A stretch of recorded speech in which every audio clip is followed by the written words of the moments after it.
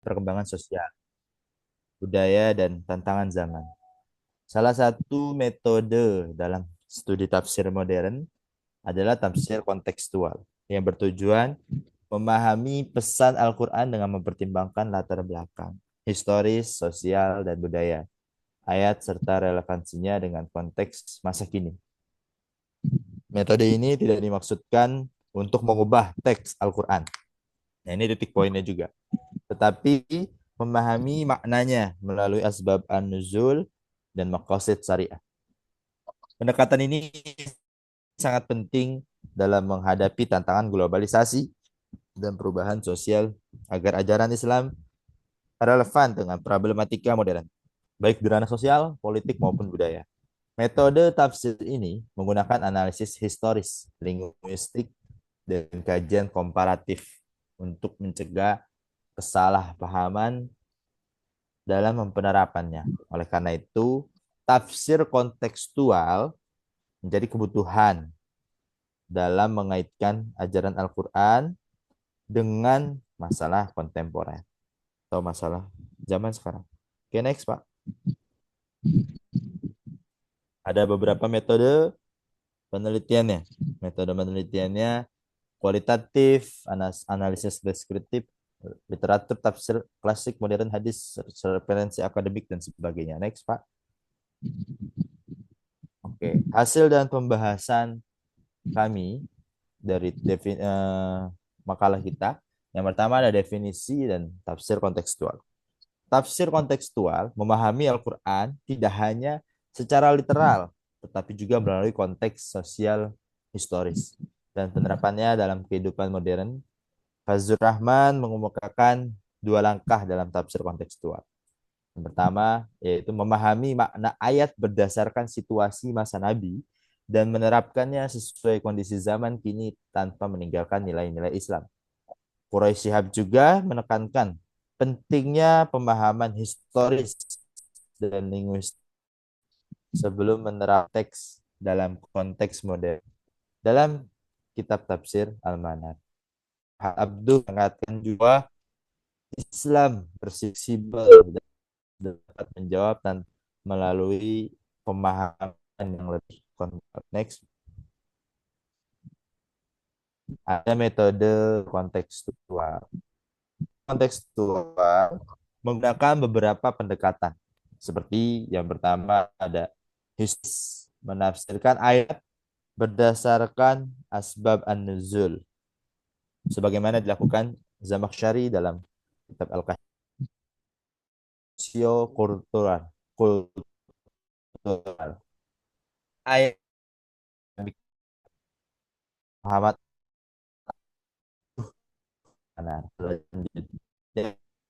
melihat Al-Quran sebagai historis dan budaya sebagaimana oleh Nasar Hamid Abu Zaid. Kritik tafsir kontekstual.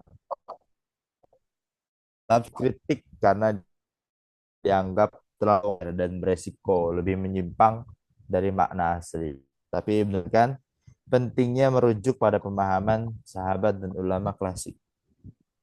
Meski begitu, penduduknya relevansi Al-Quran di era modern. Oke, masuk ke materi yang di makalah kita. Wahyu dan kontekstualisasi. Dalam pandangan Islam tradisional, wahyu adalah firman Tuhan yang transenden diturunkan kepada Nabi Muhammad melalui Jibril dan diterima secara pasif.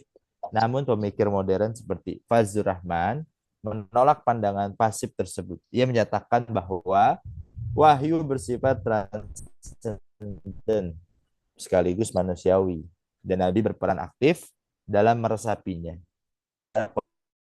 sebelum disampaikan kepada umat. Setelah itu membuat bahwa terbentuk dalam kesadaran Nabi. Jadi budaya se-Arab itu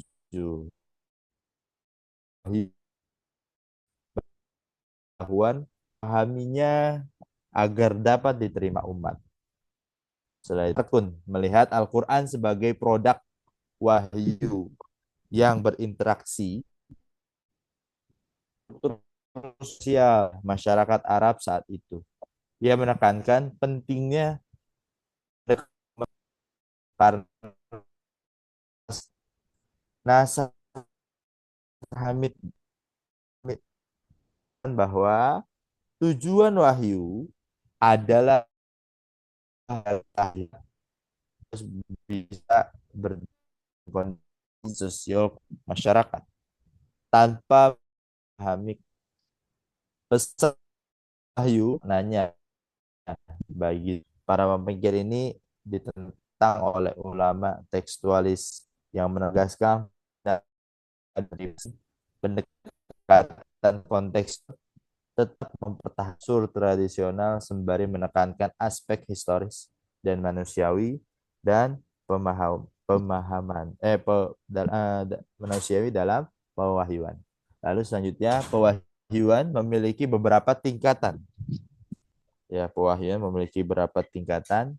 Wahyu tidak hanya dipahami sebagai transenden dari Tuhan, tapi juga melalui proses bertahap yang melibatkan unsur manusia, sejarah dan kehidupan sosial hingga masa kini. Tahapan wahyu dimulai dari wahyu gaib, diterima Nabi dalam bahasa Arab menjadi praktik ulama, lalu terus ditafsirkan. Konteks sejarah, memahami budaya dan kondisi sosial abad ke-7 penting agar pesan Al-Quran tidak disalahartikan. Setelah itu ada kontekstualisasi modern. Pesan Al-Quran perlu diterjemahkan ke dalam konteks zaman kini tanpa mengubah makna dasarnya. Setelah itu ada keterbatasan konteks. Ada keterbatasan konteks. Rekonstruksi abad ke-7 tak sempurna tapi tetap penting dilakukan dengan data yang ada. Yang terakhir ada analisis konteks modern. Akal dan ijtihad dibutuhkan dalam tafsir modern, meski masih dilakukan oleh sebagai karena ada banyak muslim yang masih mencurigai pendekatan ini karena kekhawatiran akan pengaruhnya terhadap tradisi pra-modern. Next, Pak. Oke. Ini ada nilai-nilai hierarkis Al-Quran. Nah, nilai-nilai hierarkis Al-Quran. Yang pertama ada nilai-nilai yang wajib. Ya, yang pertama ada nilai-nilai yang mendesak untuk diikuti. Terus ada nilai-nilai fundamental. Nilai-nilai yang sering ditegaskan dalam Al-Quran dengan berbagai teks pendukung. Menunjukkan universalitasnya, meskipun tidak selalu secara eksplisit disebutkan sebagai fundamental. Yang ketiga ada nilai-nilai perlindungan. Nilai-nilai yang mendukung penerapan nilai-nilai fundamental seperti larangan mencuri yang melindungi hak kepemilikan. Yang keempat ada nilai-nilai implementasi. Tindakan praktis untuk menerapkan nilai-nilai perlindungan dalam masyarakat. Misalnya menetapkan hukuman bagi pencuri.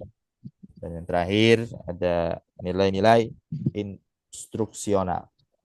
Ini petunjuk spesifik untuk situasi, lingkungan, atau konteks tertentu seperti perintah untuk memperlakukan istri dengan baik atau nasihat untuk berbuat baik pada orang tua.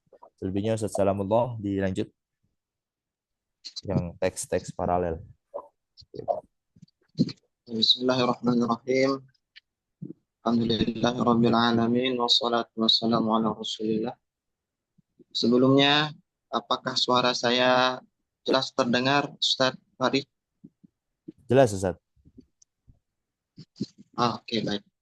Kami lanjutkan. Terima kasih pada Ustaz Farid yang telah memaparkan poin-poin awal hingga pertengahan pada pembahasan kali ini. Selanjutnya, di sini kami akan melanjutkan pembahasan makalah kami. yang berlanjut pada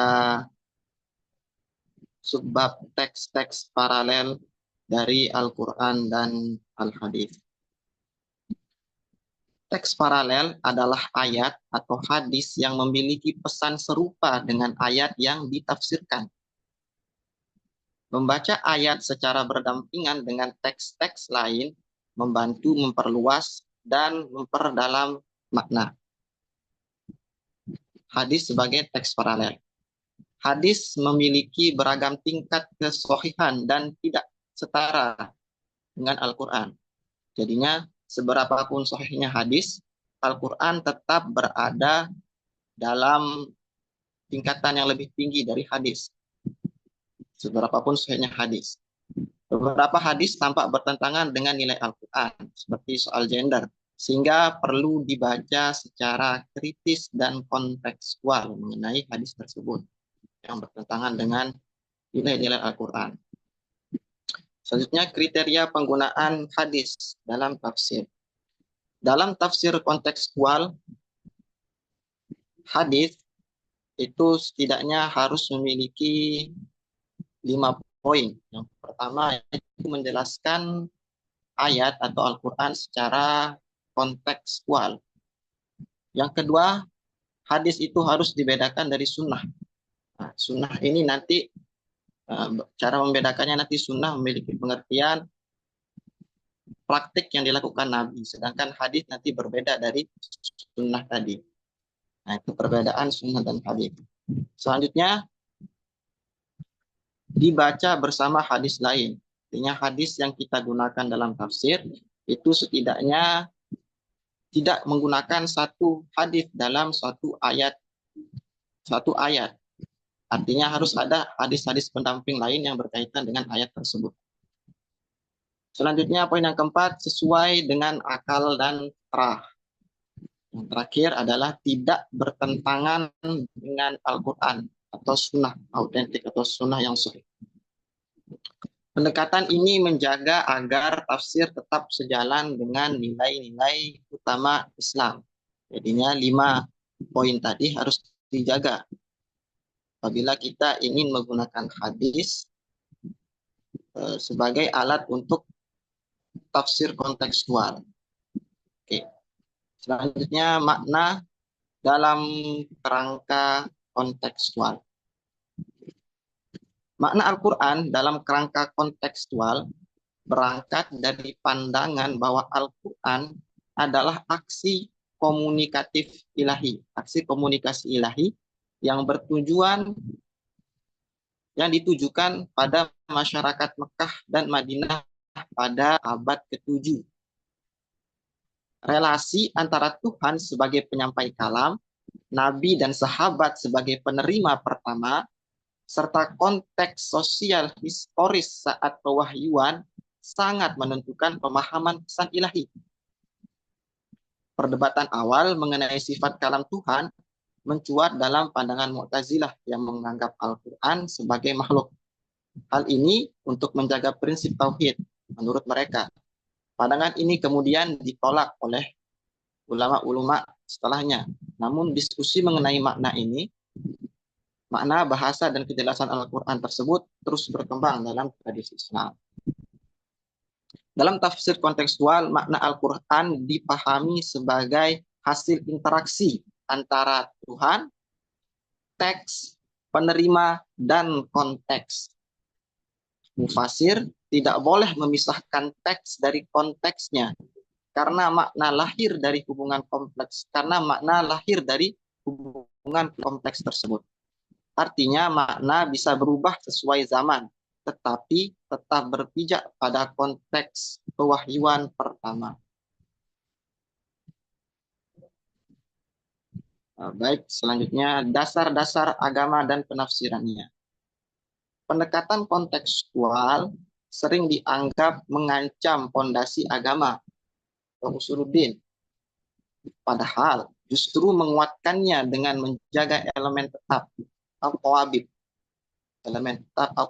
dan memberi ruang bagi perubahan pada hal-hal yang bisa berubah atau al-mutaghayyirat.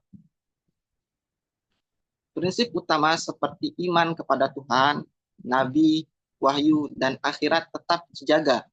Namun aspek-aspek fikih yang terkait dengan kehidupan sehari-hari dapat disesuaikan secara kontekstual.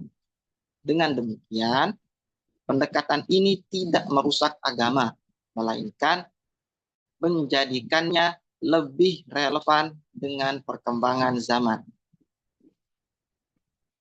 Oke, selanjutnya penafsiran Al-Quran secara kontekstual. Penafsiran kontekstual Al-Quran bertujuan memahami teks dengan mempertimbangkan konteks historis, sosial, dan budaya saat wahyu itu diturunkan. Proses ini mencakup 4 tahap. Yang pertama, pertimbangan awal. Mufasir menyadari subjektivitasnya dan memahami interaksi antara Tuhan, teks, audiens pertama, dan konteks makro pada ayat tersebut.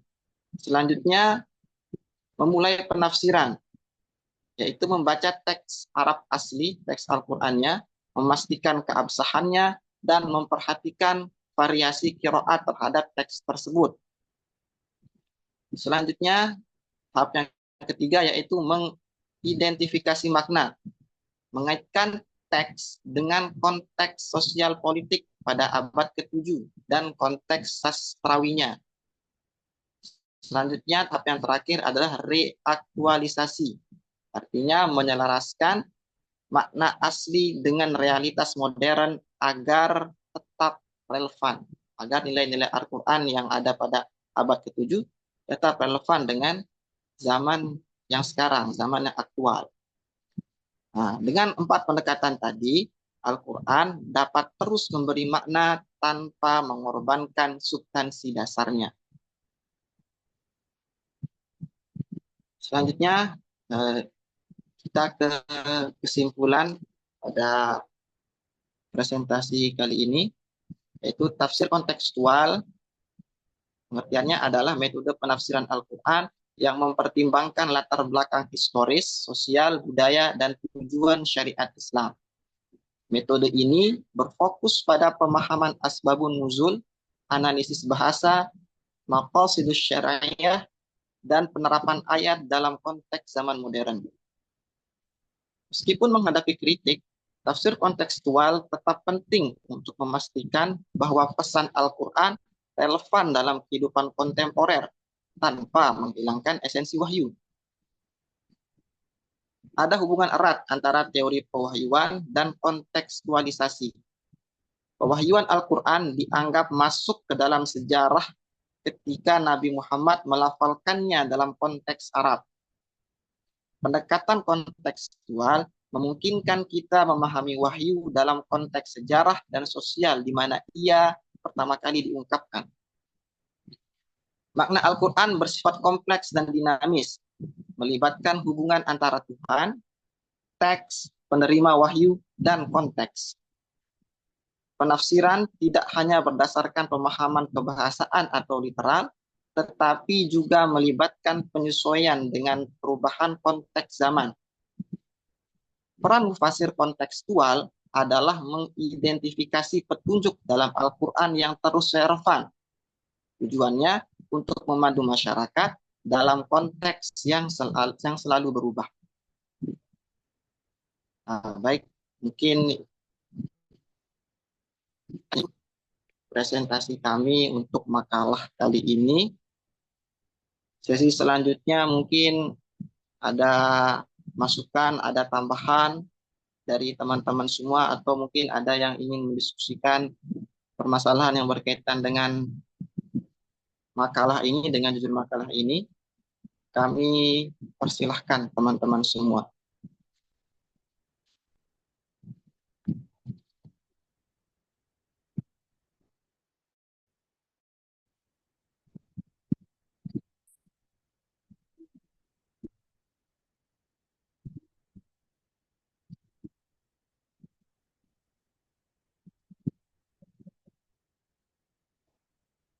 Silahkan, mungkin ada yang ingin menambahkan.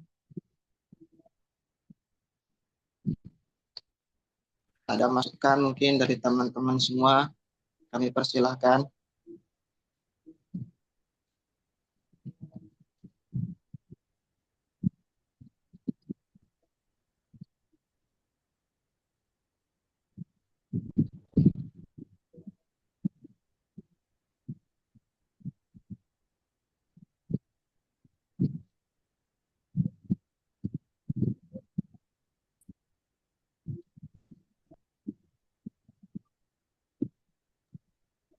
Silahkan Ustazah Rahma Basara.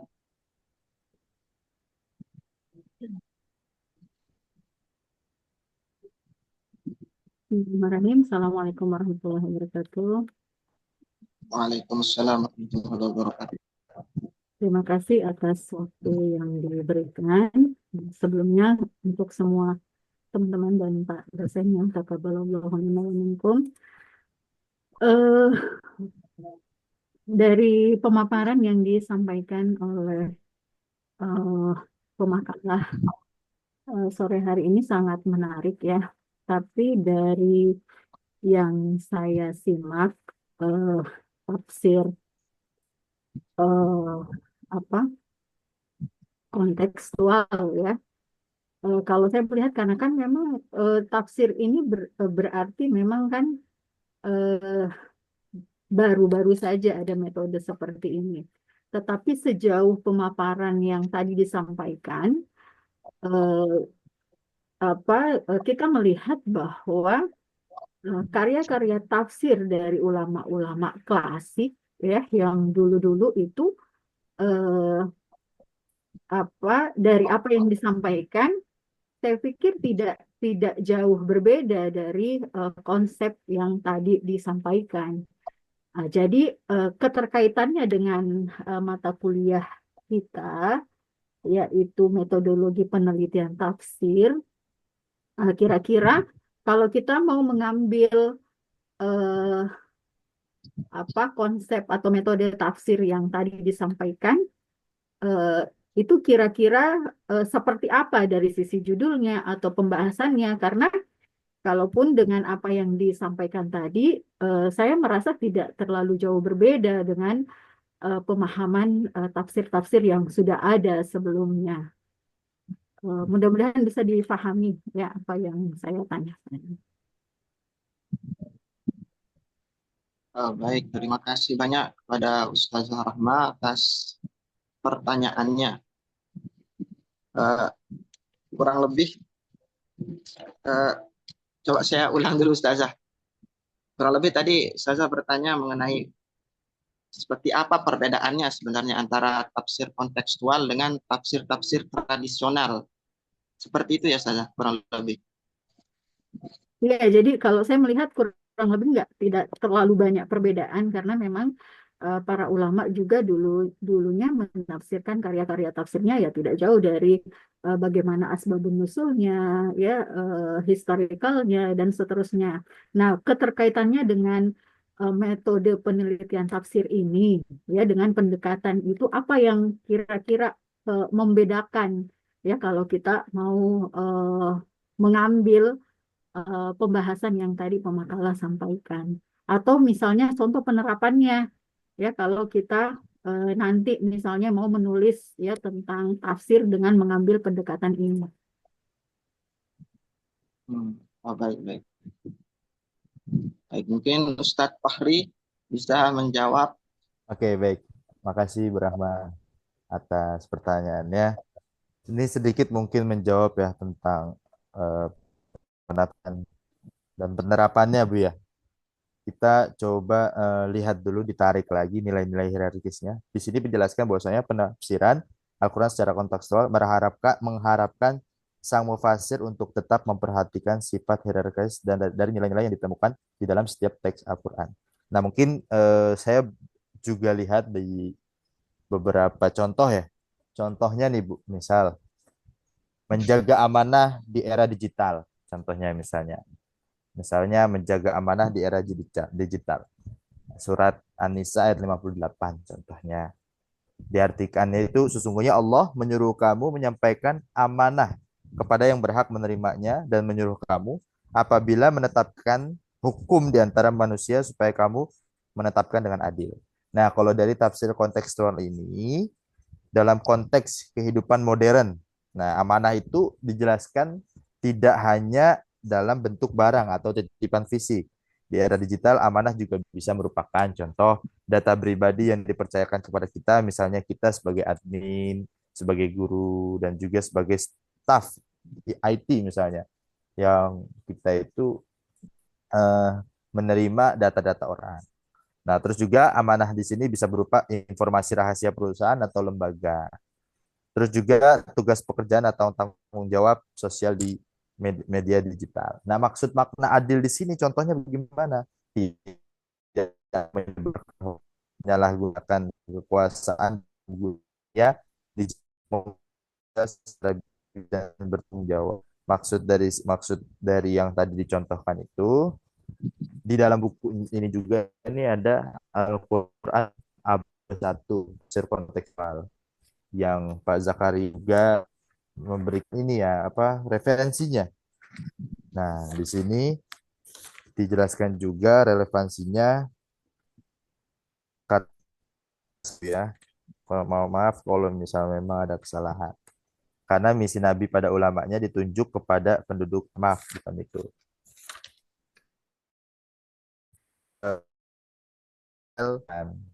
Contohnya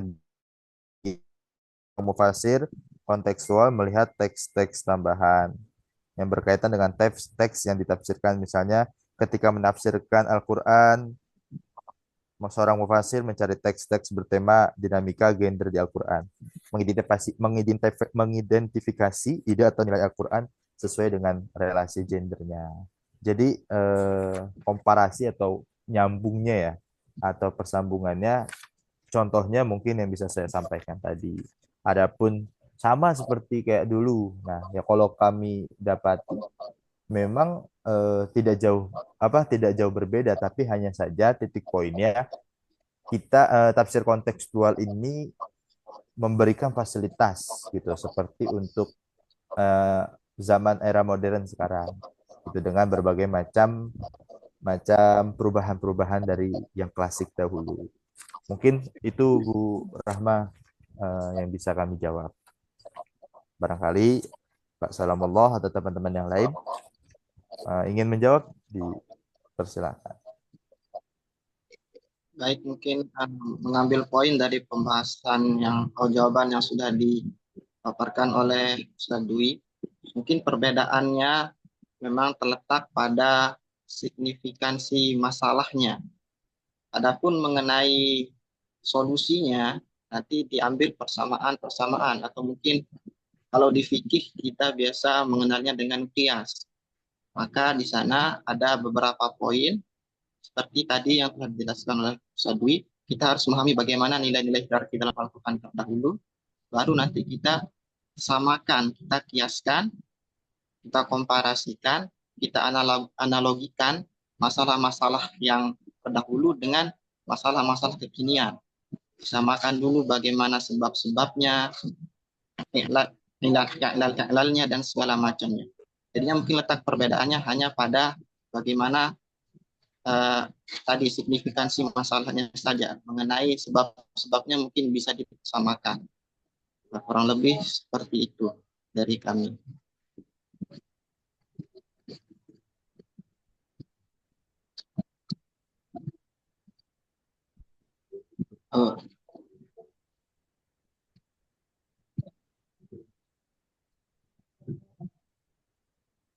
Oh, bagaimana Saudara Rama? Iya, syukran ya atas jawabannya. Berarti memang yang kalau penjelasan seperti itu ya dengan apa yang sudah kita pahami tentang tafsir yang sudah ada, memang seperti itu yang idealnya.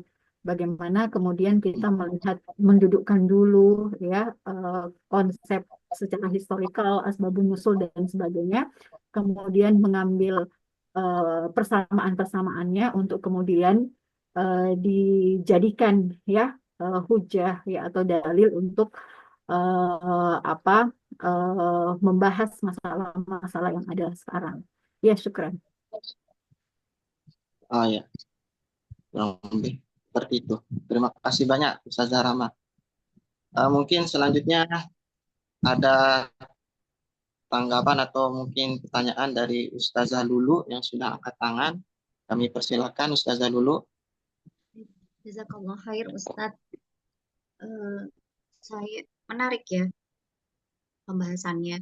Saya sebenarnya ingin bertanya, penerapan tafsir atau mufasir yang sudah memproduksi sebuah tafsir. Misalkan kita lihat tafsir Al-Misbah, yaitu tafsirnya Profesor Muhammad Quraisy Shihab. Di situ kan yang ada satu satu case atau satu kasus, satu permasalahan yang mungkin ada pro dan kontra, yaitu beliau itu kan berarti mufasir yang sudah memproduksi satu tafsir yang sudah diberikan kepada umum gitu kan, sudah diberikan kepada masyarakat. Nah, tentang bahwa beliau di situ kan mengatakan di tafsir itu bahwa penggunaan hijab bagi perempuan itu tidak wajib. Apakah di sini ada kaitannya dengan itu, kan berarti masuknya tafsir kontekstual.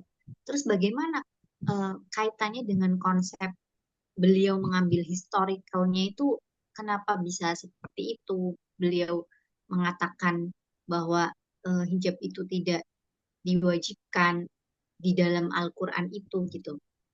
Dan di sini kan ada yang tadi ya, Ustadz Salamullah juga menjelaskan tentang teks-teks paralel dari Al-Quran dan hadis. Dan mungkin saya ingin mengetahui, ya kita lihat dari satu case ini, yang tadi tafsir Al-Misbah Muhammad Quraisy Shihab, dari satu persoalan itu sebenarnya beliau mengambil dari mana, dan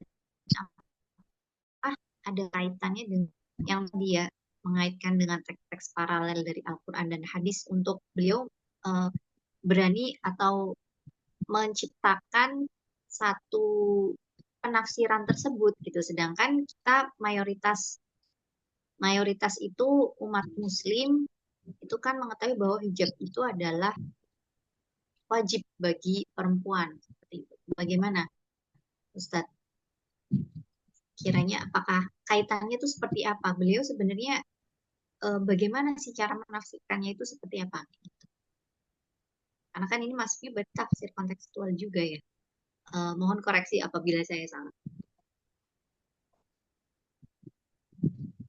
Baik, berarti kurang lebih tadi dulu mengenai produk hukum atau produk tafsir dari Profesor Quraisy Shihab mengenai penggunaan hijab untuk muslimah ya.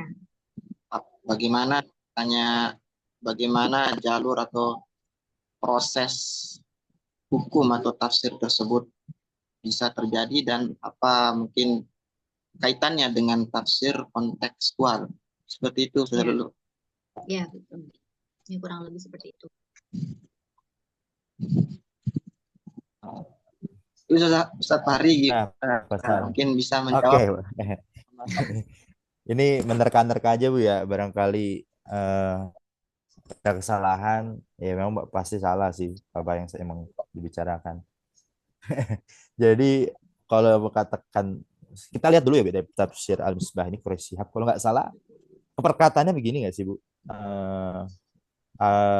Dalam tafsir surat An-Nur kalau nggak salah ya, dan Al-Ahzab ya, bahwasanya kalau beliau itu menekankan bahwa hijab adalah bagian dari identitas kesopanan dan perlindungan, bukan simbol penindasan.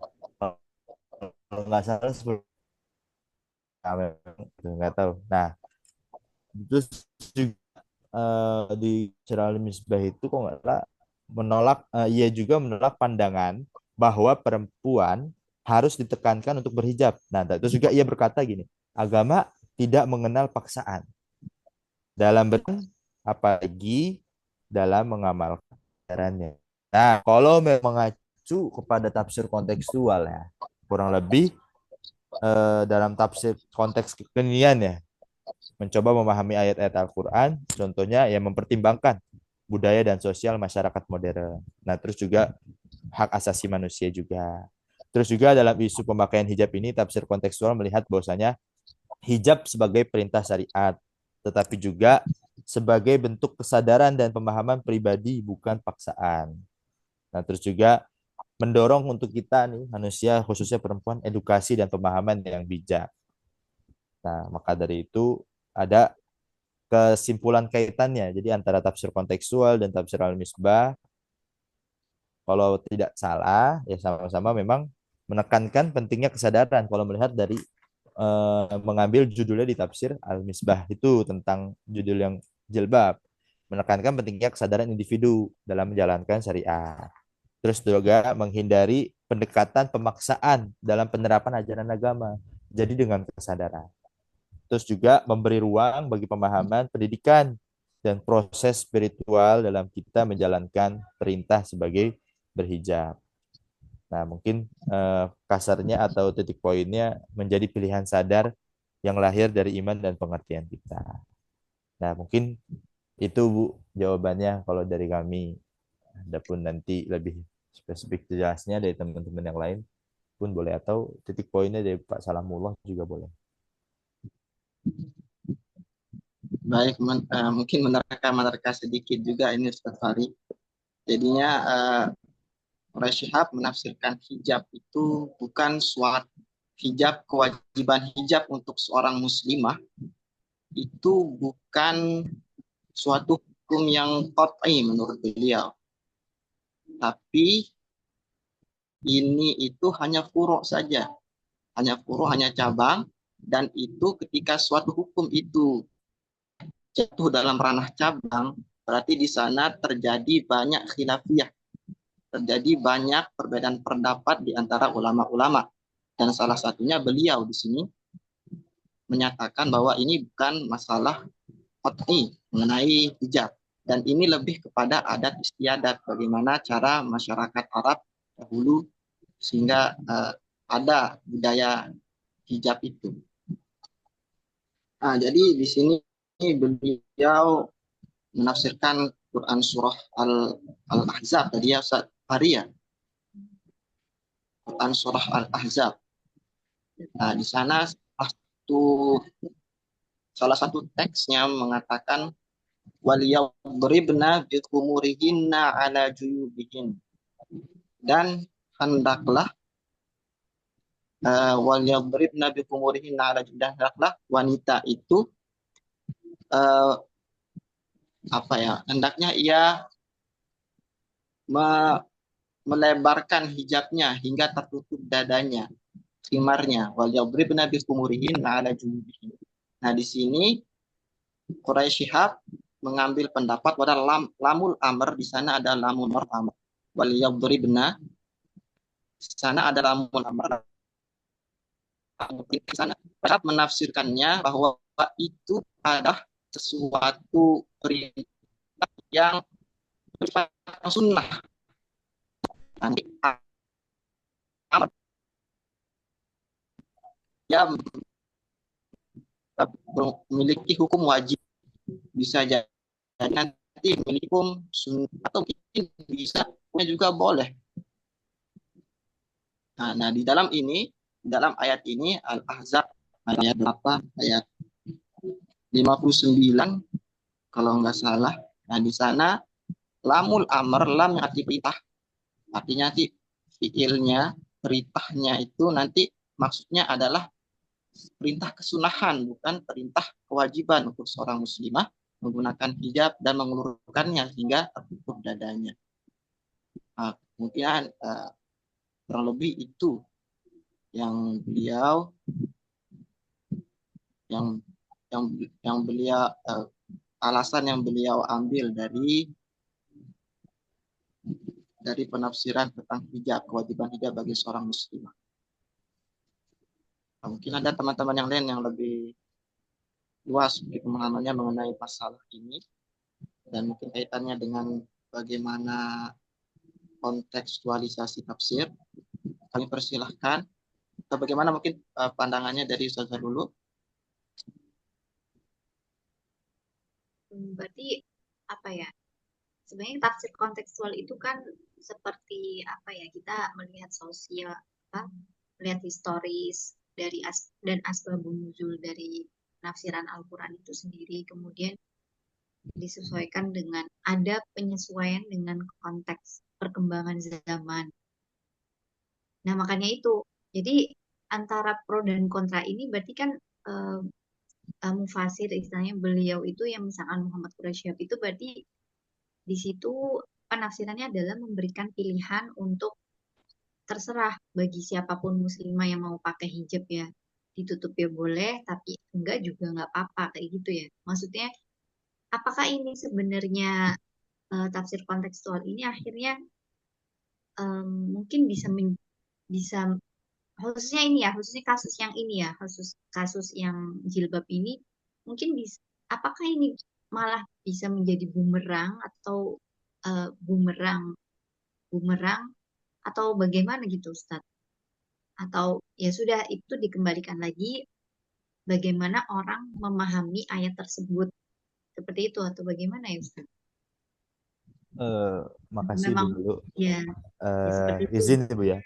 Yang memang sedikit kami ketahui itu tafsir kontekstual itu gunanya untuk apa sih? Ya, yang kami ketahui mungkin yang pertama ini membumikan ajaran Al-Quran di zaman sekarang. Jadi melihat dengan sosial budaya dan sebagainya, teknologi masa kini lebih hebat, maka muncullah tafsir kontekstual ini untuk membumikan ajaran Al-Quran di zaman sekarang. Terus juga menghindari pemahaman kaku dan tekstual. Jadi ketika memang melihat esensi pesan ayat Al-Quran, membantu melihat permukaan teksnya. Jadi kayak kaku kalau misalnya tidak memakai tafsir kontekstual. Hadirnya tafsir kontekstual. Terus setelah itu kayak mendorong pemahaman yang lebih humanis ya, lebih keadilan dan kasih sayang juga. Dan yang relevan ini untuk pendidikan dan dakwah. Dan yang terakhir menjadi solusi atas masalah kontemporer. Kalau melihat dengan tema yang Bu Lulu angkat ini, bukan berarti mempersilahkan untuk pakai hijab, nggak pakai hijab, nggak pakai hijab, bukan. Tetapi poinnya ini loh, tafsir kontekstual itu udah memberikan informasi atau memberikan ilmu bahwasanya memakai hijab itu bukan lagi dengan dengan kewajiban yang dipaksa, tetapi pengenalan pengenalan keislamannya menurut Al-Qur'an, bahwasanya Islam itu dipakai untuk ini menutup aurat gitu. Tetapi mungkin ada juga yang membantah bahwasanya eh, pakai hijab itu atas dasar hati kita gitu. Makanya yang mungkin kami ketahui ini penawaran dalam tafsir kontekstual ini begini loh gitu, hijab itu sesuai syariat itu baiknya dipakai, tapi kan ada aja bantahan-bantahan. Kalau Kak Sarah lebih ke menjadi solusinya atau penawarannya lah bahasanya begitu. Kalau dikatakan wajibin, maka hilang tuh makna yang kesadaran dari diri sendiri. Mungkin itu Bu. Baik, terima kasih. Terima kasih Ustadz penjelasannya. Saya boleh ke hal yang lain. Sudah selesai. Saya bisa tambahkan sedikit. Oh ya, silakan. Iya, jadi bisa ya.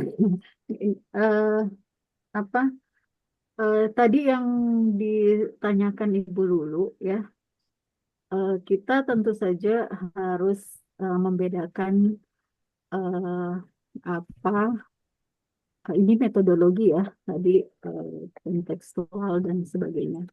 Cuman kalau kita belajar tafsir, ada jenis tafsir yang kalau dia berkaitan dengan hukum, ya maka dia masuk di ranah tafsir ahkam. Jadi tafsir-tafsir yang membahas ya tentang hukum-hukum.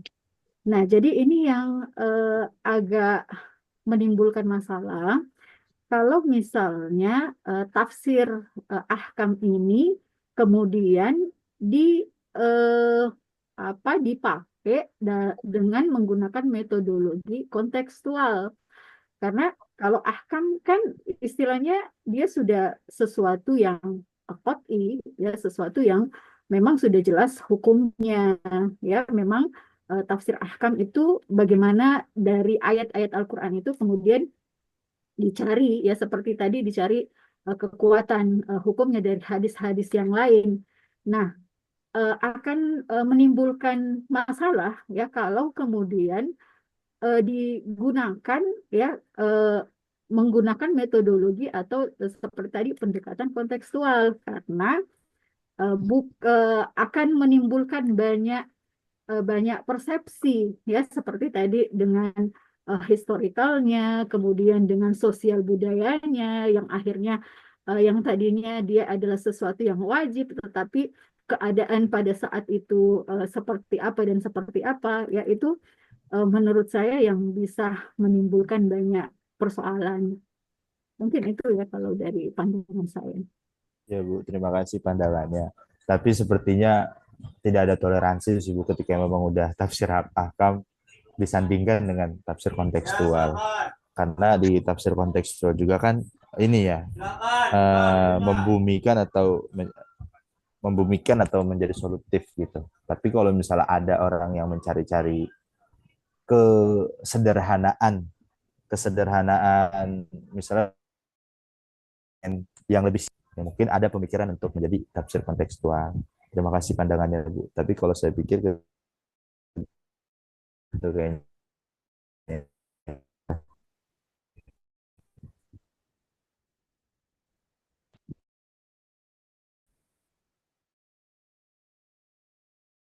boleh Pak. Bu Rahma, Bu Lulu. Oke, Sudah. saya melihat ini metode tafsir. Aduh. Enggak, bukan. Sebentar.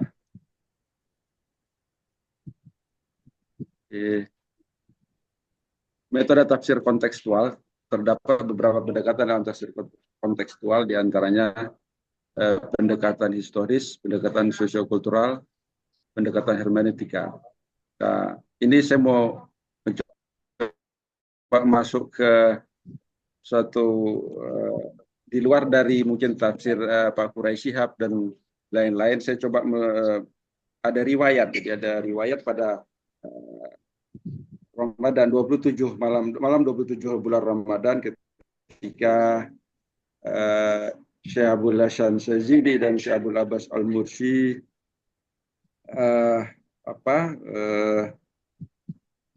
berkumpul dengan para wali, dan di situ ada turunnya malam Lailatul Qadar, dan kemudian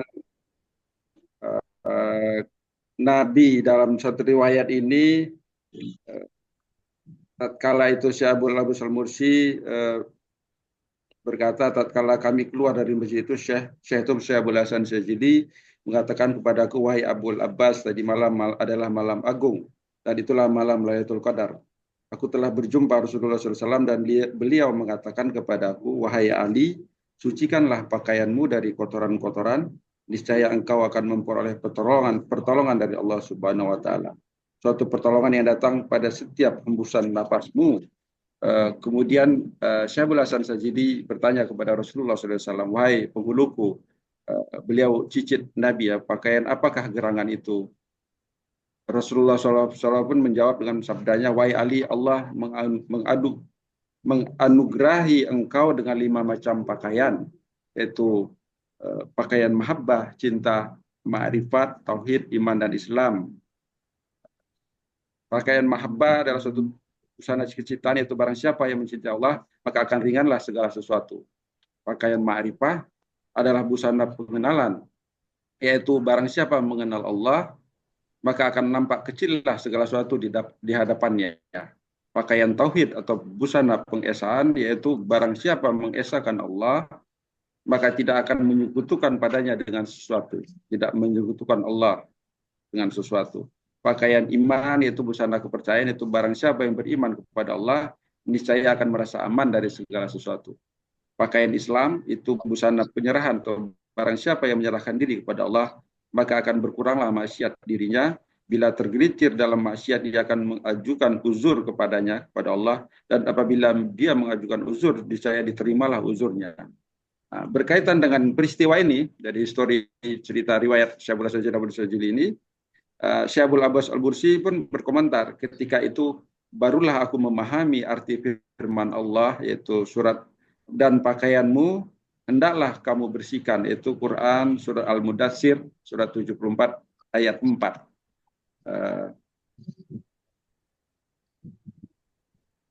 Wasyabaka watahhir, pakaianmu bersihkanlah. Jadi surat Al-Mudatsir ayat 4. Ini masuk nggak tadi dalam konteks ini pemakalah itu Pak Dwi, Pak Salamullah, metode tafsir kontekstual adakah dalam pendekatan historis, pendekatan sosiokultural, atau pendekatan hermetika tadi? Pertanyaan itu aja. Ini Pak, surat apa Pak itu Pak? Al-Mudatsir. Ayat berapa? Al-Mudatsir surat 74 ayat 4. Baik Pak Salamullah, silakan. Jadi konteksnya dengan ini ya, maksud saya metode tafsir kontekstual tadi, terdapat beberapa pendekatan tafsir kontekstual, yaitu pendekatan historis, sosiokultural, dan hermeneutika. Apakah ini masuk ke dalam ini gitu, dari tiga ini gitu? Silakan. Baik, mengenai tadi berarti mengenai tafsir yang dibacakan oleh Ustadz Syafri lebih kepada tafsir Isyari tadi ya. Ya, itu yang maksud saya, tidak muncul tafsir Isyari itu ada di mana, atau tafsir Sufi itu ada di mana posisinya gitu. Itu yang di sini tidak muncul gitu. Nah, baik, sejauh yang kami dapatkan untuk saat ini mengenai contoh-contoh dari tafsir kontekstual ini, kami belum menemukan juga contoh yang memang berkaitan dengan tafsir Isyari. Ya, jadinya mungkin ada teman-teman yang punya referensi mungkin atau mungkin Ustadz Fahri sendiri ingin mungkin ada contoh-contoh dari tafsir Isyari yang memang dicocokkan dari konsep tafsir kontekstual tadi dari Ustadz Fahri. Terima kasih Pak Salamullah. Melihat menarik dari mahabbah ya, cinta dan ma'rifatullah dan sebagainya, ada kemungkinan makna dari dan pakaianmu bersihkanlah ya. Ya, dan pakaianmu hendaklah kamu bersihkan. Oke, dan bersihkan. Mungkin makna dari pakaian di sini dalam konteks modernnya menutupi tubuh ya, tapi bisa diartikan di sini mungkin ya Pak, menjadikan simbol jati diri atau karakter kita atau integritas kita mengacu pada tafsir Isyari ini ya. Jadi kepada ma'rifatullahnya dan sebagainya. Mungkin menjaga identitas dan jati dirimu tetap bersih dari segala sesuatu yang mengotori baik secara moral atau spiritual. Atau ini nasihat untuk menjaga identitas juga menjaga dan jati diri. Dan juga ada seruan pembawa kebenaran ya.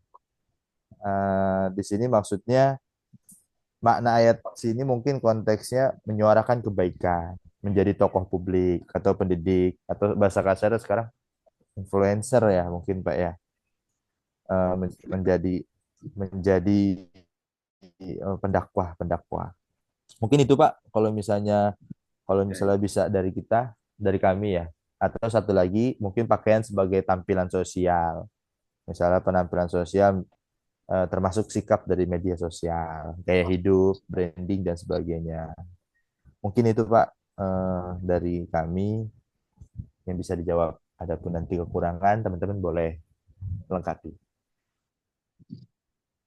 Kak, saya sebenarnya mau nanya, tafsir yang saya bacakan tadi, Quran surat Mudatsir 74 ayat 4 itu masuk kemana ke dalam metode yang tadi, 3 poin tadi gitu. Jadi bukan tafsir dari Fahri, bukan. Ini kan ini ada pakaian dan pakaianmu hendaklah kamu bersihkan. Di sini Syekh Abdul Hasan Sajili bertanya kepada Rasulullah, karena ini perintah Rasulullah kepada Syekh Abdul Hasan Sajili. Wahai Ali, sucikanlah pakaianmu dari kotoran-kotoran. Niscaya engkau akan memperoleh pertolongan dari Allah. Suatu pertolongan yang datang pada setiap hembusan napasmu. Kemudian Syaikhul Hasan Sadzili bertanya, ini kisah apa ya, pertemuan Syaikhul Hasan Sadzili dan Rasulullah. Eh, Ya, waliullah itu biasa bertemu dengan Rasulullah pada masa setelah meninggalnya Rasulullah gitu. Nah, ini malam Lailatul Qadar, dan kemudian wahai penghuluku, apa gerangan dari maksud dari 5 pakaian itu gitu. Wahai Ali, Allah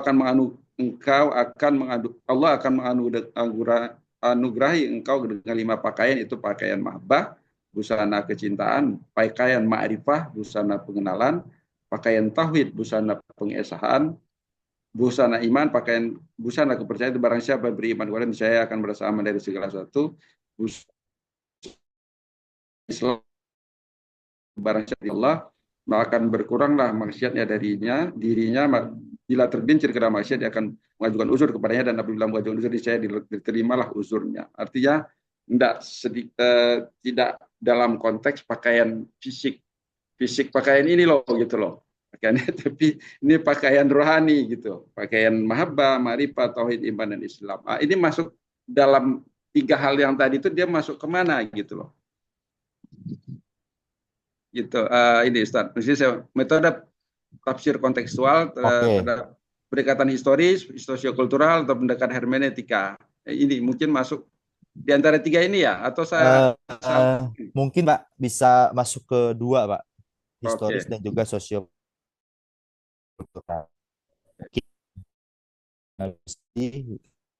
Karena fokus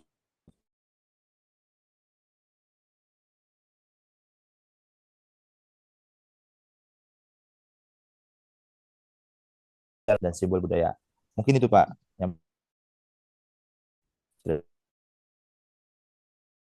apa, Pakaian ini fisik baru kita. start baru Baik, start kuliah lagi Pak. banyak makan kacang kita nih ya. Baik, terima kasih. Baik, terima kasih banyak Ustaz Jeffrey, Ustaz Fahri. Selanjutnya mungkin ada tanggapan mengenai pertanyaan ini, atau mungkin ada masukan-masukan lain dari teman-teman yang ingin menambahkan, kami persilahkan.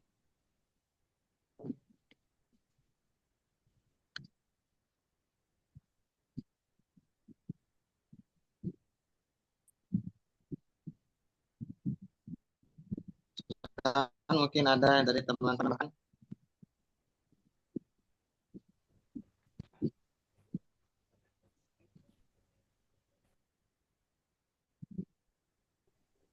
Atau mungkin nanti agak banyak juga waktu untuk Pak Dokter, karena kayaknya kita butuh siraman rohani untuk menulis tesis ini Pak.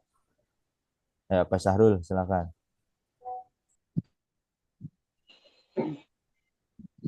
Mungkin ada sedikit tambahan dari saya, dan mungkin ada sedikit pertanyaan juga kepada teman-teman, karena ketika saya lihat memang bahasanya memang beda gitu.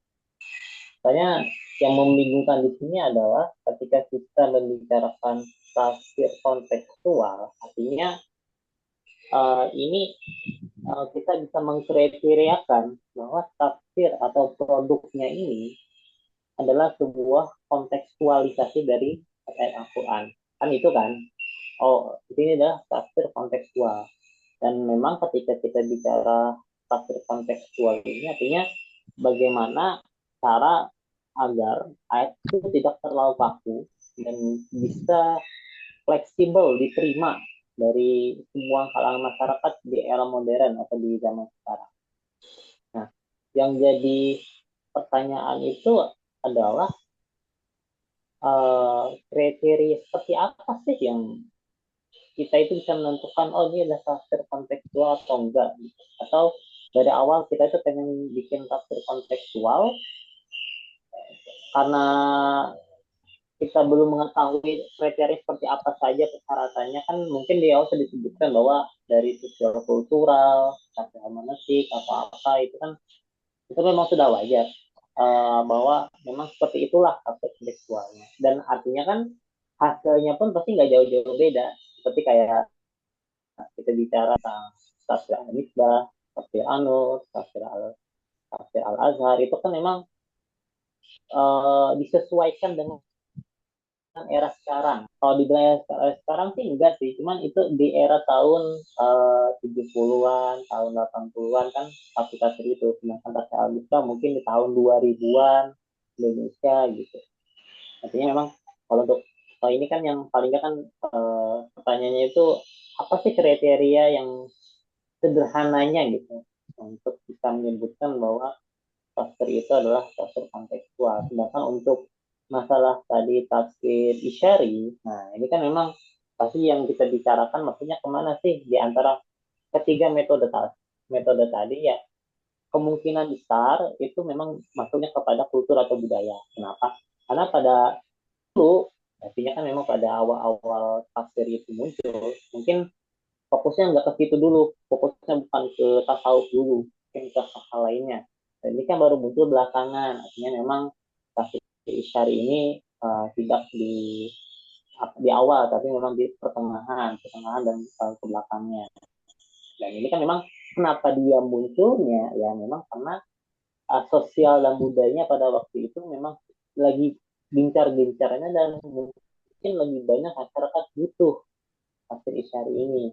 Nah, yang menariknya itu adalah tafsir isyari ini ada nggak apa yang tadi kan disebutkan juga kan kontekstual, artinya kan memang ini udah dikontekstualisasikan karena ada perkembangan zaman, artinya yang awal sudah dikontekstualisasikan harus dikontekstualisasikan lagi kan itu kan. Yang saya tangkap tadi mungkin ada kesalahan, cuman itu saya tangkap. Yang sekarang ini apakah masih relevan dengan tafsir isyari yang dulu itu?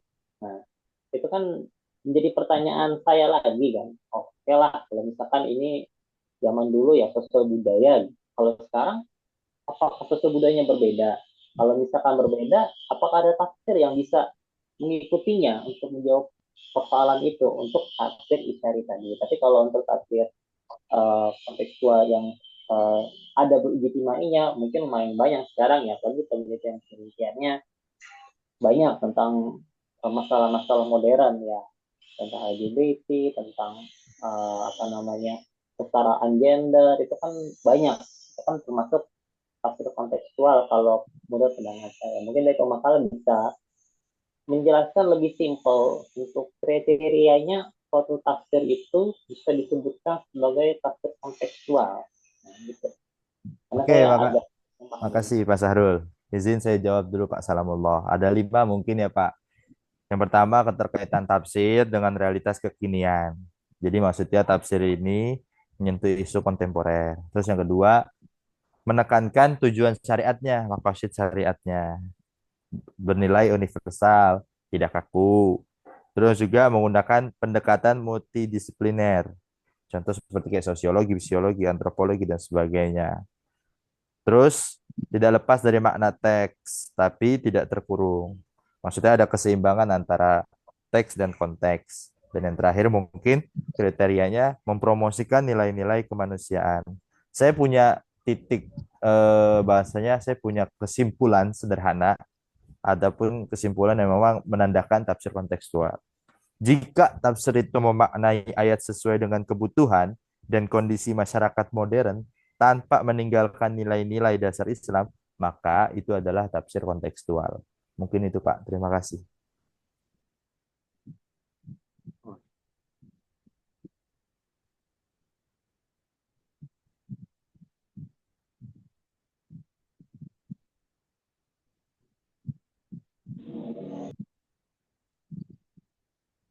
Baik, terima kasih kepada Ustadz Ari sudah menjawab. Bagaimana tanggapannya Ustadz Syarul mengenai jawaban tadi? Ya, uh, bisa diterima dan akhirnya kan nangkep gitu loh saya maksudnya tadi. Soalnya untuk di makalah tadi lumayan banyak ininya kriteria-kriterianya mungkin sifatnya seperti apa yang dikatakan Ustaz tadi. Dan yang jadi pertanyaan yang selanjutnya itu kan masalah tafsir isyari ini kontekstualisasinya gimana nih di era sekarang nih? Masa kita berkacanya ke tafsir-tafsir dulu lah, jadi kan kontemporer yang di pertengahan lah istilahnya. Jadi kan itu menarik lah kalau misalkan teman-teman pengen meneliti lebih lanjut, tapi di bidang isyarinya itu mungkin menarik sih. Begitu sih. Terima kasih. Saya nambahin Silakan Ustaz Sapri. ya, nambahin Pak Sahrul tadi, Ustaz Sahrul, tafsir Isyari itu dia akan sangat cocok sepanjang zaman karena kita bicara batin ya kan, batin. Jadi dia tidak ukuran fisik material itu loh. Jadi mahabbah, cinta itu kan di hati nih. Gitu. Jadi sebenarnya konteks dari zaman dulu sampai sekarang dia akan relevan tafsir ini gitu, tafsir Isyari ini. Ini itu tambahan sedikit dari saya. Benar ada juga nih ada makna lah, makna terhadap surah Al-Baqarah 223. Saya nggak tahu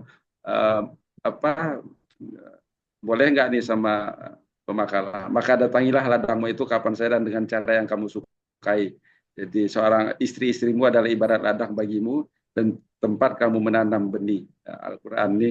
Boleh nggak saya ini moderator pemakalah saya nambahin sedikit nih. Boleh, Pak. Nah, boleh ya. Jadi ya ini nih tafsir sufi. Jadi ulama sufi mengartikan ayat ini gitu tidak secara harfiah. Jadi istri-istrimu adalah ibarat ladang bagimu tempat kamu menanam benih. Al-Quran Al-Baqarah ayat 223 ya. Jadi istri seperti ladang yang bagus, di sanalah kebahagiaanmu disemai benih iman dan ilmu petani yang bagus. Jadilah suami seperti petani yang gagah karena merawat mensyukuri ladang yang indah. Kemudian dilanjutkan di tweet beliau, maka datangilah ladangmu itu kapan saja dengan cara yang kamu sukai. Itulah ladang jiwa, adalah nafsu yang sudah dirahmati oleh Allah Subhanahu wa taala, karena bagi petani yang arif tidak mengenal musim, dia hanya memandang Allah di balik semua ladang itu.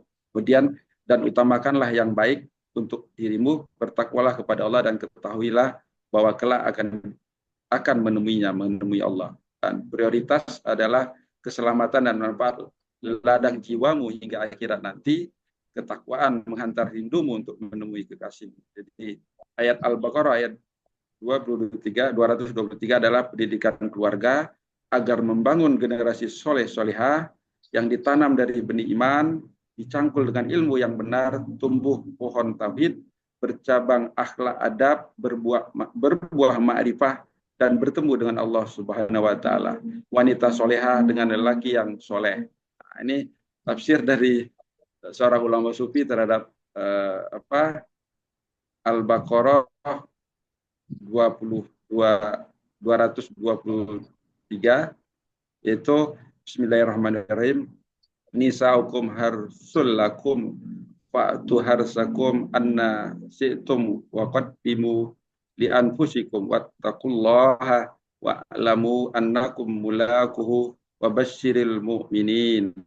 Istrimu adalah ladang bagimu, maka datangilah ladangmu itu bercampur dengan benar dan wajib. Pada kapan dan bagaimana kamu suka utamakan hal yang terbaik untuk dirimu, bertakwalah kepada Allah dan ketahuilah bahwa kamu lagi dan akan menghadap kepadanya sampai kabar gembira kepada orang yang beriman. Jadi tafsirnya lumayan. Saya pikir itu makna batin dari surat Al-Baqarah 223 tadi gitu. Apakah itu relevan nggak dalam konteks kekinian gitu? Itu yang saya pikir cukup relevan kan, dari zaman dulu sampai sekarang makna batin ini akan relevan gitu. Itu mungkin pemakalah. Makasih. Baik, Pak, terima kasih. Tadi sudah ditambahkan bahwasanya ya intinya di surat Al-Baqarah 223 ini relevan ya menurut Pak Sepri dengan tentang ya hubungan suami istri yang sah, penuh rasa tanggung jawab dan dalam rangka takwa kepada Allah juga dengan tadi pengibaratan. Baik, Pak Salamullah, silakan.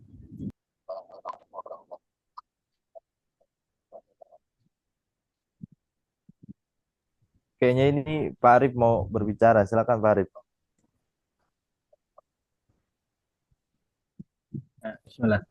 Eh, saya agak tertarik dengan tafsir kontekstual ini kan sebenarnya yang saya ketahui ya, yang saya ketahui dia lahir di era kontemporer yang di salah satu penggagasnya adalah Abdul Rahman dan Abdullah Said. Beliau dua ini adalah cendekiawan yang menginginkan bahwa agar Al-Quran ini tidak apa tidak menjadi ortodoksi gitu ya, tidak menjadi sesuatu teks yang kaku, tetapi dapat dapat dapat sesuai dengan perkembangan zaman. Karena uh, kalau kita melihat ke belakang gitu ya, anggapan bahwa umat Islam ini menghadapi kemunduran itu kan karena dia tidak bisa bertarung dalam perkembangan zaman. Dia tidak bisa mengikuti perkembangan zaman yang dibangun oleh dimulai dengan Renaissance itu. Renaissance dari peradaban barat, sehingga pemaknaan terhadap ayat-ayat Al-Qur'an ini coba dibongkar ulang. Ya. Bahkan sampai pada konsep wahyu itu dicoba untuk dimaknai ulang. Jadi bukan Al-Qur'an atau wahyu itu bukan Nabi Muhammad itu bukan tokoh yang pasif, tetapi dia adalah tokoh yang aktif untuk menerjemahkan Al-Qur'an, atau bahkan dalam pandangannya Abdullah Said itu proses turunnya wahyu itu wahyu turun ke dalam batinnya Nabi Muhammad, terus kemudian lafaz itu sangat terikat, lafaz yang diucapkan oleh Nabi Muhammad itu sangat terikat dengan problem sosial, politik, masyarakat, dan masalah-masalah yang dihadapi oleh kaum muslimin saat itu. Maka kemudian semangat inilah yang kemudian diangkat oleh Fazlur Rahman dan Abdullah Said. Fazlur Rahman dengan teori double movementnya, Abdullah Said dengan teori kontekstualisasi. Nah, namun menariknya adalah pandangan ini, gitu ya, teori ini yang dibangun oleh Fazlur Rahman dan Abdullah Said itu juga menghadapi penolakan yang cukup besar bagi kalangan tradisionalis, atau bahkan tokoh-tokoh dua tokoh utama dalam kontekstualisasi Al-Quran ini itu dikenal sebagai tokoh liberal. Nah, saya agak tertarik. Saya sebenarnya memiliki kesamaan semangat. Saya bisa menangkap semangat bahwa Al-Quran ini punya semangat sahih likulli zaman wa makan. Itu salih likulli zaman wa makan. Tetapi bagaimana kira-kira Ustaz apa tadi? Ustaz Salamullah dan Ustaz Dwi Fahri, ketika kita berusaha untuk mengkontekstualisasikan Al-Quran dengan Al-Quran yang kita baca untuk kemudian bisa sesuai dengan konteks zaman yang saat ini, apalagi dapat menjawab permasalahan-permasalahan sosial khususnya, bukan hanya problem-problem ahkam yang tadi didiskusikan itu, tapi kita tidak terjebak kepada stereotip liberalisasi pemikiran di dalam tradisi keislaman gitu loh. Sehingga kita juga bisa terhitung progresif lah gitu. Baik dari sisi yang pro dengan kontekstualisasi ataupun yang tidak pro terhadap kontekstualisasi. Ini kira-kira bagaimana? Afwan jeda. Terima kasih.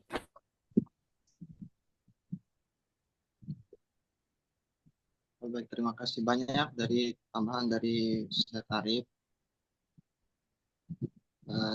Jadinya lebih bagaimana cara kita menggaungkan kontekstualisasi ini tanpa kita menemukan adanya konflik di dalamnya, kurang lebih seperti itu Ustaz Arif ya. Betul Ustaz, biar nggak di stempel liberal. Nah, baik. Di sini kami mungkin ingin menjawab bahwa bagaimana caranya agar hal tersebut tidak dicap liberal, dan kita mungkin tetapi di sisi lain kita juga didukung oleh orang-orang yang memang mendukung teori kontekstual ini. Nah, maka oleh karena itu tadi ada di makalah ya, sebenarnya jangan sampai konteksnya itu jangan sampai keluar dari nilai-nilai hierarki dari Al-Quran. Yang pertama yang itu, dan kedua ada tahapan-tahapan kita melakukan kontekstualisasi. Nah, karena tadi seperti yang dijelaskan oleh Syarif mengenai tokoh-tokoh yang tadi itu sudah menyentuh ranah wahyu ya, sesuatu yang memang jarang sekali atau mungkin terlalu sakral untuk disentuh. Oleh karena itu mungkin responnya sangat masif jika memang menyentuh hal tersebut. Nah, saya pernah mendapatkan penjelasan dari salah seorang ustadz mengenai hal tersebut. Karena wahyu ini suatu yang sangat fundamental, kan? Suatu yang sangat fundamental. Maka ketika wahyu itu dibahas, apalagi dengan suatu hal yang baru, maka pasti akan menimbulkan kegaduhan yang sangat besar. Nah, permasalahannya para konteks para apa tadi? Para ulama-ulama yang menggaungkan teori kontekstual ini, mereka hanya bermain atau mereka hanya menggunakan alat logika di dalam menafsirkan, dalam menguatkan statementnya, argumennya. Sedangkan di Al-Quran jelas sekali bahwa hal tersebut tidak ada mengenai apakah wahyu itu ada keaktifan dari Muhammad sendiri. Bahkan di Al-Quran benar-benar menafikan hal tersebut. Wa yang yantiqu 'anil hawa in huwa illa wahyu yuha. Dan Muhammad itu tidak berkata berdasarkan hawa nafsunya. In huwa illa wahyu yuha, akan tetapi semua yang dikatakan dari Al-Quran itu berasal dari wahyu Allah Subhanahu wa Ta'ala. Nah, itu mungkin pandangan tradisionalis mengenai pemikiran ini. Jadinya hal-hal yang memang sangat dasar itu mungkin jangan disentuh. Yang memang sudah, kalau mungkin di fikihnya yang hukumnya tidak ada fleksibilitas dalam hal tersebut. Akan tetapi ketika pemahaman kontekstual, maka di sana memiliki rumus yang harus dilakukan dan segala macamnya.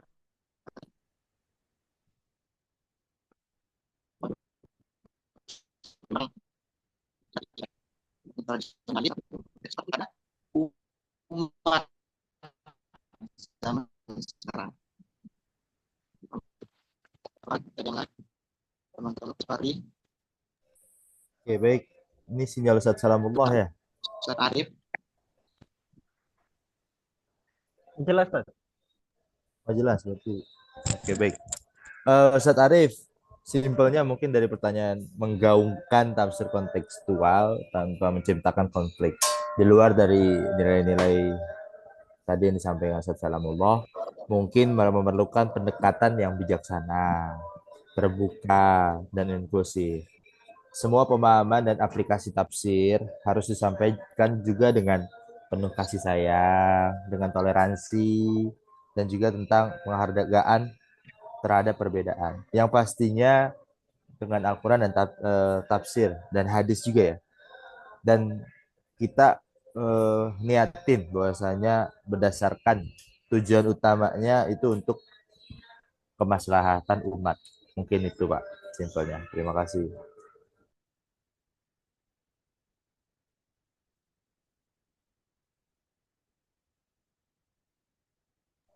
Assalamualaikum, ada kan hilang dia. Oke, berarti tidak apa-apa, saya gantikan saja. Assalamualaikum, sedang ini sinyal sepertinya.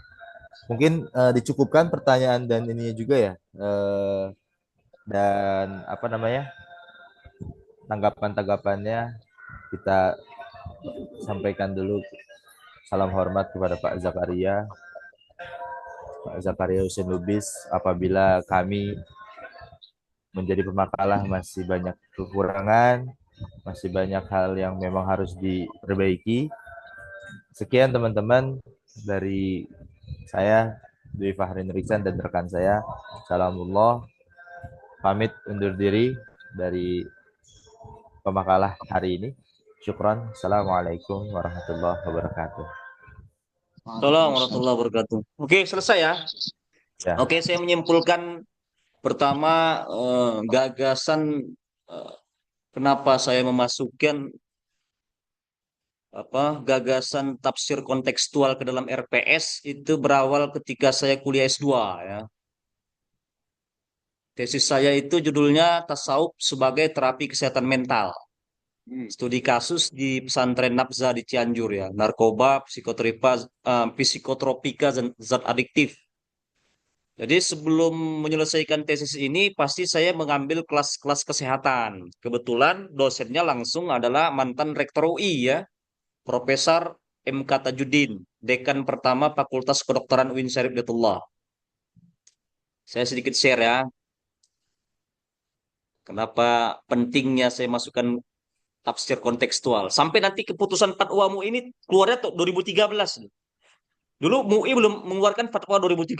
Saya kuliah S2 itu 2011 sampai 2013. Saya masuk kelas kesehatan MK Tajudin, Prof. MK Tajudin itu 2012. Ini kelihatan ya? Besar-besar nggak dia? Kelihatan nggak putu saya itu? Ini MK Tajudin, almarhum, sudah meninggal dia. Ini mantan rektor UI, dekan pertama Fakultas Kedokteran UIN. Saya soroti cuma 2 orang nih tokoh Indonesia ya. Pertama Zumardi Azra yang inisiator IAIN menjadi UIN ya, pertama kali di seluruh Indonesia, itu UIN Jakarta, UIN Syarif. Nah, ini fakultas dekan pertama Fakultas Kedokteran. Nah, ini kenapa saya membuat tafsir kontekstual tadi ya. Jadi setelah masuk kelas beliau banyak yang diajari beliau ini belum masuk ke dalam ranah Islam ya. Karena misalnya dia mengatakan, kemudian dia buktikan dengan cucunya ya, cucunya yang ada sekarang itu, cucunya ini bukan hasil bukan hasil dari suami istri pada umumnya ya dalam melahirkan anak, tapi hasil dari rekayasa genetik atau bayi tabung lah kita katakan ya. Di 2012 yang masuk itu di Indonesia belum mengeluarkan fatwa itu MUI kan. Jadi banyak yang membuat kita tercengang ya ketika masuk kelas. Jadi profesor ini bukan orang agama ya, karena dia memang spesialis andrologi ya. Ya, spesialis andrologi itu kan dokter yang spesialisnya bidang reproduksi, rekayasa genetik ya. Kemudian kemandulan itu? Infiltrasi ya, kemandulan ya. Pokoknya bagian andrologi lah. Nah, dia banyak bukti nunjukkan ya hasil laboratorium dia, penelitiannya tentang yang kira-kira belum bisa dijawab Islam. Nah, kemudian saya berpikir di situ, bagaimana caranya yang dianggap almarhum Prof. M. Tajudin ini supaya Islam itu tidak dianggap mundur ya. Karena memang Prof. M. Tajudin ini bukan orang agama ya. Ya meskipun dia agama Islam, Islamnya Islam formalitas ya. Bagaimana caranya sains ini jatuh kembali ke pangkuan Islam? Makanya saya baca-baca, makanya dapatlah saya Abdul Said tadi sama Fazlur Rahman. Nah, itu salah satu subtema kan di makalah kita nih ya. Misalnya Abdul Said itu masalah tentang hukum. Hukumnya yang dia temukan nilai apa tadi? Nilai-nilai hierarki nilai-nilai ya dalam Islam itu. Nah, ini Abdul Said ini yang penemunya. Ini nilai-nilai hierarki dalam Al-Quran. Ini kan membicarakan tentang ada ruang yang diberikan oleh Abdul Said itu yang perlu dikaji ulang tafsirnya. Ya kalau secara universal kan dia 2 itu ya. Yang secara universal hukumnya itu udahlah nggak bisa diubah lagi, wahyu ya. Konteks wahyu itu dari awal penciptaan ketika Rasul mendapatkan itu sampai hari kiamat wahyu tidak berubah. Tidak berubah, tidak bisa diubah itu. Itu konteksnya universal yang wajib yang harus dipatuhi. Tapi yang bisa berubah itu dia kasih 2 ruang. Nah, dia sebut di sini makalah itu kan ini ya, 45 ini nilai-nilai implementasi dengan nilai-nilai instruktur ini bisa berubah. Kecuali 1, 2, 3 itu tidak bisa berubah. Akhirnya ada kasus. Saya menemukan kasus di Amerika. Amerika itu mengusung hak asasi manusia. Hak manusia untuk hidup. Sekarang ada dikeluarkan setelah kasusnya, siapa lupa ya. Saya baca ini, kasus ini ya.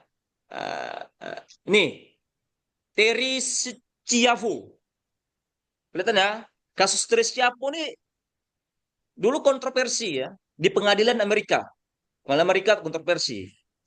Apakah suaminya masuk penjara apa tidak? Karena ini si suami ingin dia harus etanasi. Etanasi ini yang antar, etanasi itu suntik mati ya. Karena dia ini antara hidup dan mati. Kalau dibiarkan pun tidak ada harapan untuk hidup. Sementara Amerika itu mengusung hak asas manusia ya, hak dasar manusia itu hidup. Suaminya menginginkan dia mati. Ya, makanya dia suruh rumah sakit untuk mensuntik mati istrinya saja karena sudah 15 tahun terbaring di rumah sakit. Sementara keluarga Terry Schiavo ini tidak menginginkan, harus tetap hidup. Kemudian ini dilaporkan ke hakim ya. Ke hakim bagaimana untuk adil ya menindak seperti ini. Jadi ini kenapa saya masukkan ke tafsir kontekstual. Akhirnya kan jadi demo besar di Amerika ya. Sampai nanti dimunculkan hak untuk mati. Sementara dalam Al-Quran, saya terinspirasi dari ayat ini nih. Coba dibuka ayat Al-Baqarah 195. Al-Baqarah 195. Ya, walatulku aidukum ila tahlukah. Ini dasar orang Islam itu tidak boleh membunuh dirinya. Ya, jadi tidak boleh membunuh diri. Jadi hak untuk hidup itu ada dalam Al-Quran. Nah, ini kan jadi hukum nih kalau dalam Abdul Said ini. Apakah hak untuk mati itu harus boleh dalam Al-Quran? Bisa dipahami ya? Karena melihat kasus tadi itu. Ada orang yang 15 tahun sudah terbaring. Bagaimana hukumnya? Boleh nggak dia di etanasia? Etanasia suntik mati boleh nggak? Karena sudah tidak ada lagi harapan hidup. Sementara keluarganya nggak boleh. Harus tetap menjalankan hidup. Kalaupun hidup dia tersiksa. Nah, kalau melihat konteks ayat Al-Quran, tidak boleh itu yang namanya hukum suntik mati. Karena biarkan saja hidup sampai habis. Ya, sampai seberapa kuat dia merasakan gitu kan. Nah, ini menjadi perdebatan ini di Islam ini. Ya, perdebatan Islam. Baru muncullah tes terinspirasi rekayasa genetik. Tadi MK Tajudin. Yang cucu dia sendiri itu bukan hasil dari apa ya. Dari hasil bayi tabung gitu. Kemudian ada misalnya kalau kita menginginkan bayi laki-laki, bayi perempuan dibentuk misalnya hidungnya mancung, hidungnya pesek itu bisa dibentuk rekayasa genetik gitu. Itu belum ada hukum-hukumnya. Sampai 2013 keluarlah fatwa MUI tadi ya. Kan tadi fatwa MUI tadi itu 2013 tuh. Saya kuliah 2012. Maka ini dianggap penting ya, dianggap penting masuk yang namanya ranah mufasir Al-Quran. Ini kalian-kalian ini ya. Artinya saya mengharapkan teman-teman kalau seandainya mau meneliti tesis tentang tafsir kontekstual, jadi isu-isunya terkini ya. Mungkin isu-isu ini sudah basi karena sudah keluar 2013, sekarang 2025. Pada masa itu saya masih mendapatkan isu-isu rekayasanya dalam dunia kedokteran ya. Rekayasa genetik ya. Ada dulu cloning ya, cloning manusia dalam kedokteran ya boleh-boleh saja di cloning, tapi agama tidak boleh. Sampai fatwa MUI-nya 2013 keluar yang boleh di cloning itu cuma tumbuh-tumbuhan, kemudian apa lagi? Buah-buahan, hewan boleh, itu pun hewannya harus dari hewan yang halal. Sementara Pak MK Tajudin dulu ada teman dia, jadi jantungnya sudah tidak apa lagi ya, tidak berfungsi lagi. Jadi yang paling cocok jantung untuk manusia biar supaya hidup lebih lama itu ada transplantasi itu jantung babi. Apakah boleh? Ini tugas ini nih. Para mufasir-mufasir PTK ini. Kalian jadi kalau misalnya mau nanti meneliti, yang ingin saya katakan itu, ada ayat Al-Quran, itu harus dipadukan dengan konteks kekinian. Kayak tadi jantung manusia itu cocok, kata Pak M. Tajudin ini, orang kesehatan itu adalah jantung babi. Kenapa Pak nggak jantung sapi? Dijelaskan. Memang yang paling cocok itu memang jantung babi. Apakah boleh misalnya transplantasi apa namanya? Lupa ya. Transplantasi Transplantasi. manusia yang sudah apa namanya? Yang apa bisa dihitung apa ya? Dihitung hari itu kalau dicangkokkan pakai jantung babi lebih lama hidupnya. Itu kan harus dikaji dalam ranah Islam. Nah, jadi saya cuma mengungkapkan itu saja ya. Bukan masalah jilbab yang tadi dibahas, itu saya nggak sampai ranah situ lah ya. Karena maksud tujuan saya merumuskan ide gagasan kontekstual tadi itu gara-gara itu ya. Saya masuk kuliah kesehatan, kemudian dia munculkan ya fenomena-fenomena baru yang belum dikeluarkan Fatwa MUI. Sekarang sudah keluar 2013. Tapi ini tidak akan mati ya.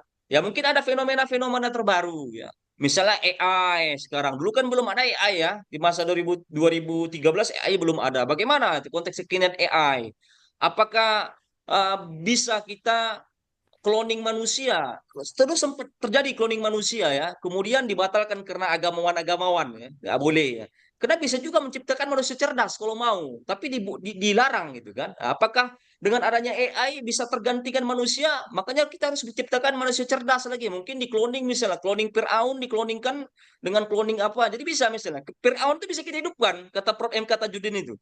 Diambil misalnya gennya, orang-orang yang berpengaruh dulu ya misalnya, Hitler, dikloning dengan Fir'aun. Berarti kan luar biasa tuh ya. Ini kan tokoh-tokoh dunia nih. Misalnya cerdas siapa nih? Einstein.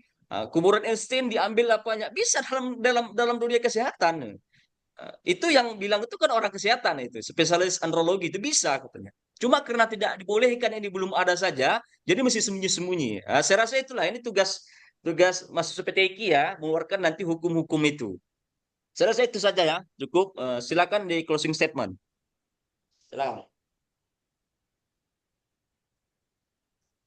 Silakan Pak Kala. Terima kasih.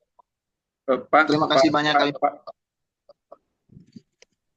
Bapak dosen Dr. Zakaria Sinlubis atas pemaparannya, atas tambahannya yang alhamdulillah membuat kami bisa tercerahkan, bisa terbuka kembali bagaimana sebenarnya konsep tafsir kontekstual tersebut.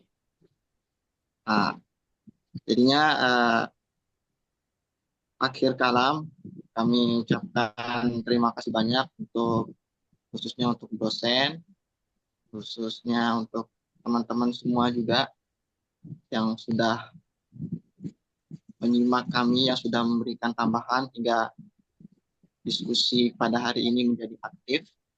Dan kami mohon maaf atas segala kekurangan, mungkin ada yang perlu kami tambahkan, mungkin ada yang terlalu berlebihan maupun yang kekurangan dari kami mohon maaf sebesar-besarnya.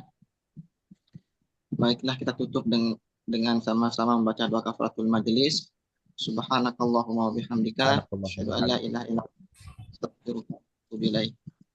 Assalamualaikum warahmatullahi wabarakatuh. Waalaikumsalam warahmatullahi wabarakatuh. Ketua kelas Pak tolong dosen, di screenshot ya, di share. Pak dosen sebentar saya Kemudian sedikit mau tanya. ya, gimana Pak? Ini untuk teman-teman ada beberapa yang nanya untuk mini proposal. Itu kalau saya lihat RPS itu di UTS itu pengumpulan atau perbaikan makalah yang sudah berjalan ini Pak ya. Kemudian untuk mini proposal mahasiswa kelompok 1 dan 2 itu di pertemuan 13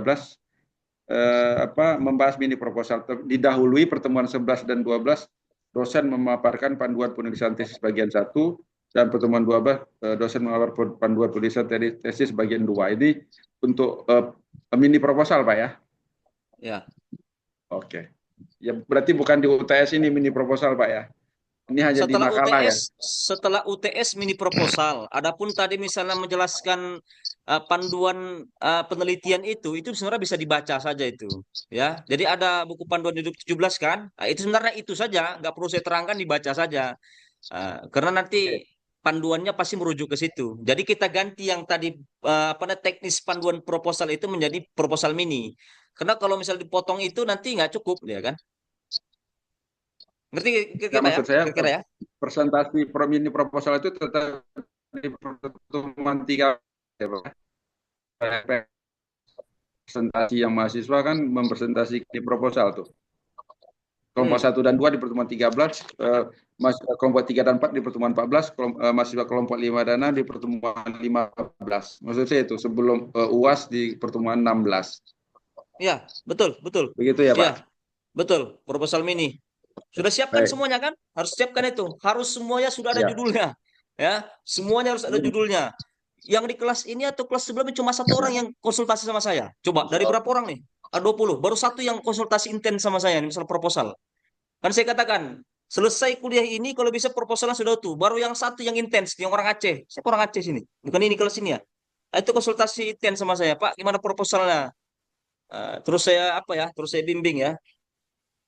Pokoknya kelas ini bagaimana caranya proposalnya selesailah semester ini jadi bisa nulis untuk bab 2. Ya, cukup ya gitu ya. Pak Dokter, maaf satu lagi Pak. Ini apabila ada evaluasi atau koreksian makalah kami, mohon dikirimkan bantu Pak. Oh ya, nanti kalau ada evaluasi ini karena sudah saya baca semuanya nggak ada evaluasi ya. Berarti ya dikumpulkan saya ke apa? Ke apa namanya? Ke ketua kelas ya. Nanti dikumpulkan setelah UAS ya. Setelah UAS 1 minggu setelah UAS. Sudah Makasih cukup Pak. itu ya. Absen nanti saya share ke grup ya. Yang sudah 4 kali, yang sebelum 4 coba wanti-wanti jangan lagi nggak masuk ya. Nanti saya share ke grup minggu depan ya. Di YouTube kan bisa dilihat kan siapa yang masuk dan tidak masuk ya. Nanti saya share juga nanti apanya absennya. Oke, terima kasih. Makasih Pak. Assalamualaikum warahmatullahi wabarakatuh. Assalamualaikum. Waalaikumsalam warahmatullahi wabarakatuh. Nilainya Terima A kasih plus Pak plus dosen. plus plus plus berapa berarti Pak?